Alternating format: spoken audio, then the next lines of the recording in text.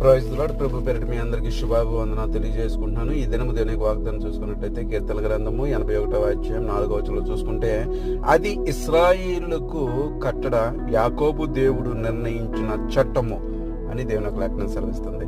ఇది ఇశ్రాయేలుకి కట్టడ, యాకోబు దేవునికి నిర్ణయించినటువంటి చట్టము. ఈ కట్టడ చట్టము ఏంటి అంటే దేవుని యొక్క నిబంధన, దేవుని యొక్క ఆజ్ఞలు.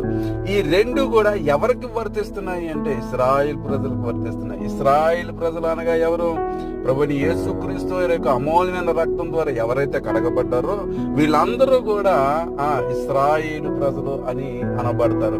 ఇలాంటి ఇశ్రాయేల్ ప్రజలందరికీ దేవుడు ఇస్తున్నటువంటి ఆజ్ఞలను, నిబంధనలు ఎవరైతే ఆయన చిత్తానుసారంగా నడుచుకుంటారో ఆయన బిడ్డలగుటకు అధికారం ఆయన మనకు అనుగ్రహిస్తున్నాడని దేవునికి లెక్కలు సెలవిస్తున్నాయి. కాబట్టి ఆయన ఆజ్ఞలు, ఆయన కట్టడలు, ఆయన చట్టములు నెరవేర్చేవాదిగా మనం అందరం కూడా ఉంది.